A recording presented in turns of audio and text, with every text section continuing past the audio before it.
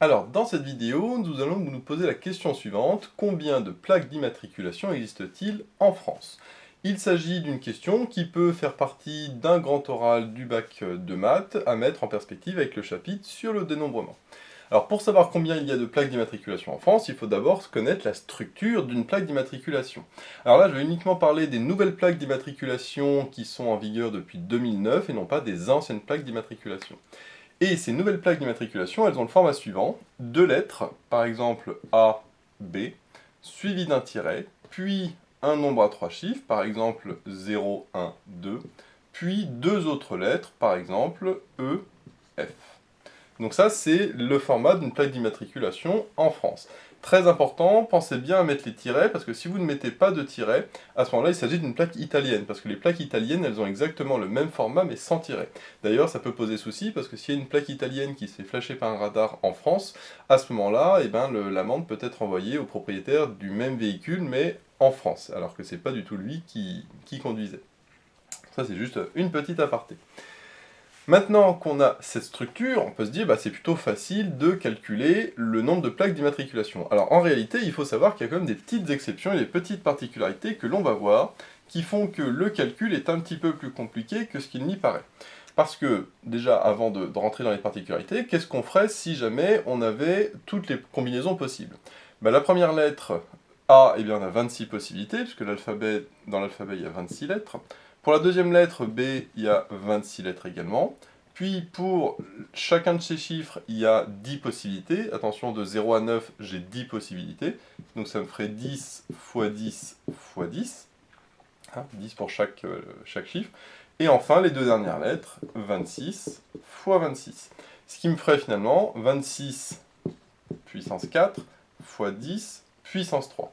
Donc ça, c'est toutes les combinaisons possibles, sauf que à cause des petites subtilités, on va voir qu'il y en a beaucoup moins que ça. Alors quelles sont ces petites subtilités? Déjà, ce qu'il faut savoir, c'est que toutes les lettres de l'alphabet ne sont pas possibles. Donc déjà, le I, le O et le U, ça c'est interdit. Ça n'existe pas, les plaques dont les lettres comportent des I, des O et des U. Pourquoi? Pour ne pas confondre le I avec un 1, le O avec un 0 et le U avec un V. Donc il y a V, mais il n'y a pas U, parce que justement le U et le V sont trop rapprochés. Pareil, on peut dire le 0 et le O et le Q, pareil, sont trop rapprochés, donc il n'y a pas le O, c'est aussi pour pas confondre avec le 0. Et pareil, le I, le 1 et le L sont trop éventuellement rapprochés, donc du coup, on a décidé que ces trois lettres-là ne sont pas possibles. Donc si déjà j'ai 3 lettres en moins dans l'alphabet, 26 moins 3, ça fait 23. Donc c'est-à-dire que déjà pour chaque lettre, je n'ai pas 26 possibilités, mais 23. Ensuite, on va parler un petit peu des chiffres. Les chiffres, on a vu que, les nombres, ils étaient composés de 3 chiffres. Donc on peut se dire, ça part de 0, 0, 0, et ça va jusqu'à 999. Sauf qu'attention, la combinaison 0, 0, 0 n'existe pas. La plus petite combinaison qui existe, c'est 0, 0, 1. Donc ça va de 0, 0, 1 à 9, 9, 9. Donc à ce moment-là, combien j'ai de possibilités? J'en ai tout simplement de 1 à 999, ce qui me fait 999 possibilités. Autre manière de voir ces 999, on peut se dire, tiens, comme tout à l'heure, le premier chiffre, j'ai 10 possibilités, le deuxième chiffre, j'ai 10 possibilités, le troisième chiffre, j'ai 10 possibilités. Mais attention, il faut que j'enlève une possibilité qui est la possibilité de 0, 0, 0. Ça fait 1000, 1000 moins 1, ça fait bien 999. Donc pour les trois chiffres du milieu, j'ai 999 possibilités. Ça, c'est la partie la plus simple. Et il n'y a pas d'autres restrictions sur les chiffres. Donc ça, déjà, c'est quelque chose qu'on peut garder en tête. 999 possibilités pour les chiffres. Maintenant, pour les lettres, en plus d'avoir 3 lettres interdites, ce qui fait que c'est comme si on avait un alphabet à 23 lettres, nous avons des combinaisons qui sont interdites. En fait, il y a une combinaison interdite, c'est la combinaison SS, tout simplement par rapport à la Seconde Guerre mondiale. Et donc, la combinaison SS n'est pas possible. On peut avoir des S, mais on ne peut pas avoir deux S qui se suivent. Donc on peut avoir, par exemple, ici AS, ici on peut avoir SB, etc., etc., mais pas deux S qui se suivent. Alors, ce qui fait que c'est un petit peu plus compliqué que d'enlever 3 lettres, parce qu'enlever 3 lettres, finalement, ça veut dire, bah, j'ai plus que 23 lettres, sauf que là, ne pas avoir la combinaison SS, c'est un petit peu plus délicat, comme on va voir, c'est d'ailleurs même la partie la plus délicate.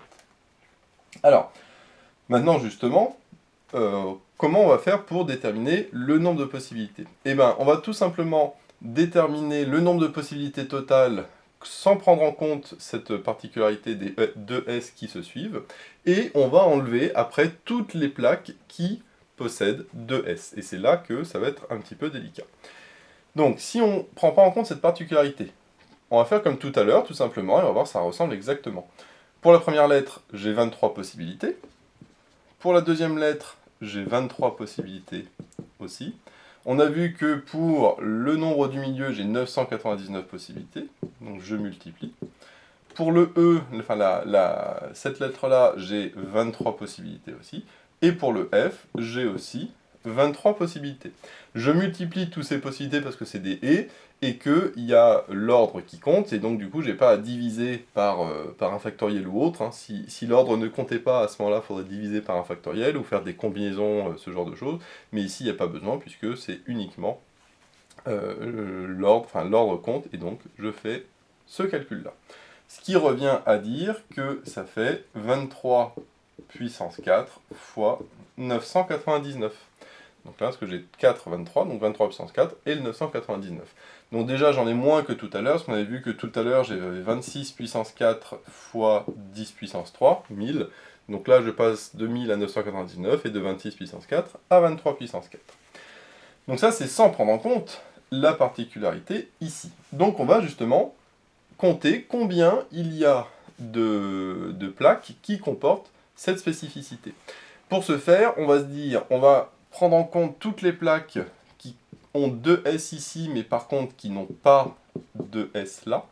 Puis les plaques qui n'ont pas de S au milieu, enfin au début, mais qui ont 2 S à la fin.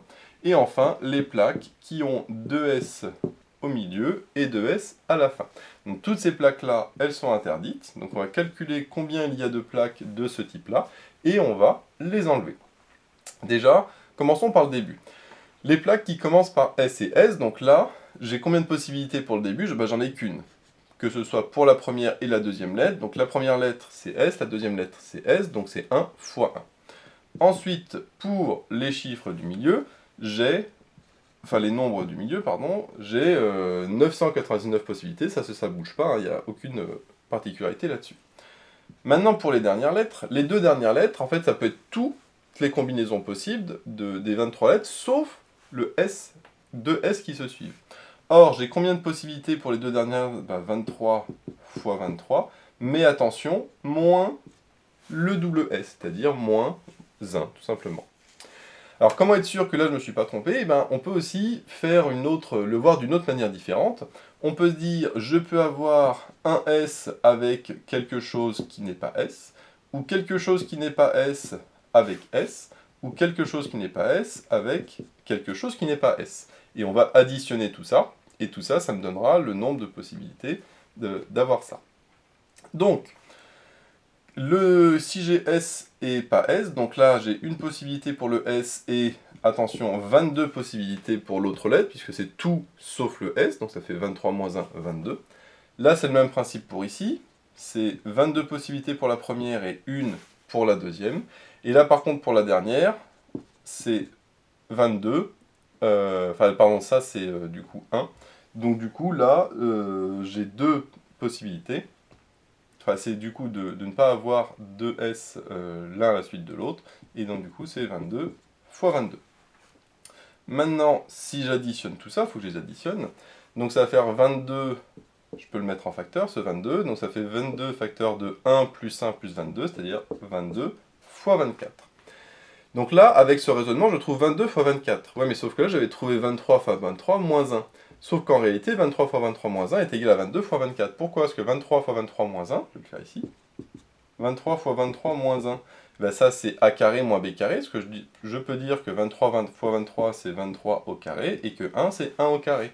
Donc là, je retrouve une note remarquable, 23 au carré moins 1 au carré, ce qui me fait 23 moins 1 fois 23 plus 1. Ça fait 22, ça fait 24, ça fait bien 22 fois 24.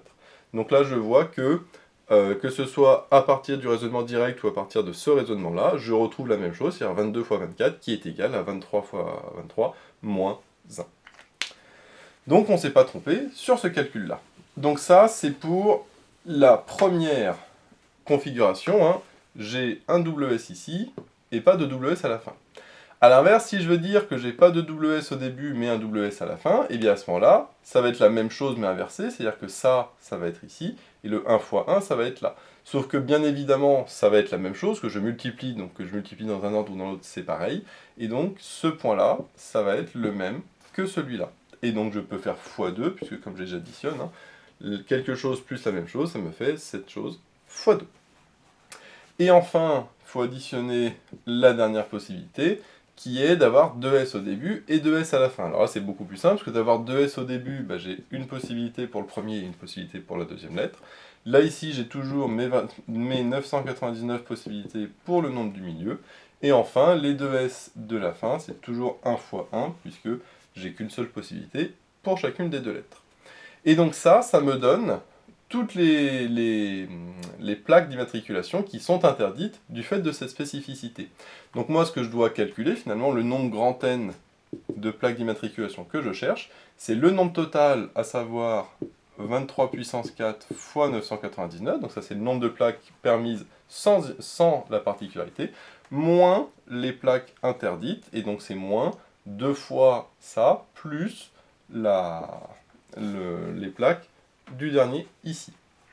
Et donc là, à ce moment-là, le calcul il se fait plutôt à la calculatrice parce que là, c'est un petit peu compliqué. On peut le faire bien évidemment de tête ou autre, hein, mais là, c'est plus facile de le faire à la calculatrice. Et on trouverait 278 505 216. Vous pouvez vérifier le calcul pour vous entraîner. Normalement, vous trouverez ce résultat. Alors ce résultat, il est à mettre en parallèle avec la population française, et on sait que la population française, elle est environ égale à 70 millions d'individus, en tout cas en 2023. Donc ça c'est la population française, je mettais PF pour population française. Donc j'ai 70 millions d'individus et j'ai 278 505 216 plaques possibles. Donc là on voit qu'on a un petit peu de marge puisque même si tous les individus français, chaque Français avait une plaque, enfin une voiture en tout cas avec une plaque d'immatriculation, et bien du coup on aurait 70 millions de plaques différentes, et donc là il y a quand même presque 4 fois plus, hein, là ça fait quasiment 280 millions c'est 4 fois 270, et donc du coup il y a encore un petit peu de marge. Alors pour vérifier qu'il y a encore un petit peu de marge, parce que là bien évidemment là c'est compliqué à mettre en parallèle juste comme ça sans détail, ce qu'il faut savoir c'est que les plaques d'immatriculation ne sont pas données n'importe comment. En 2009, quand le nouveau système a été mis en place, on a commencé par distribuer la plaque AA001AA. Ça, c'est la première plaque qui existe. Alors, on a vu ça commence à 1, hein, pas à 0. Donc, c'est AA001AA. Ensuite, il y avait AA002AA, AA003AA, etc., etc. Et donc, au fur et à mesure, bah, ça augmente. Après, une fois qu'on arrive à 999, on va faire AB 001 AA, ou alors on va faire AA001 AB, etc., etc. En tout cas, on voit que l'ordre suit. Donc tant qu'on n'est pas arrivé à AZ 00, enfin 999 ZZ, du coup, là, à ce moment-là, la suivante, ce sera BA 001 AA, etc., etc. Donc on voit que la première lettre, c'est surtout la première lettre finalement qui nous donne une indication sur est-ce qu'il y a encore beaucoup de plaques d'immatriculation qui sont possibles ou pas. Et ce qu'il faut savoir, c'est que en 2023, donc au 1er janvier 2023, après tout dépend quand vous regarderez la vidéo, donc en janvier 2023, on commençait à la lettre G. Donc ça c'était au 1er janvier 2023. Donc la lettre G, on voit qu'on n'est même pas au milieu de l'alphabet, puisque du coup on a A, B, C, D, E, F, G. Alors, sachant que là, dans toutes ces lettres-là, il n'y en a aucune qui est interdite, d'accord? Par contre, quand on arrivera à G, H, I, donc là on n'aura pas de I, donc on passera directement à J. Hein. Donc on passera de H à J à cause de l'interdiction du I.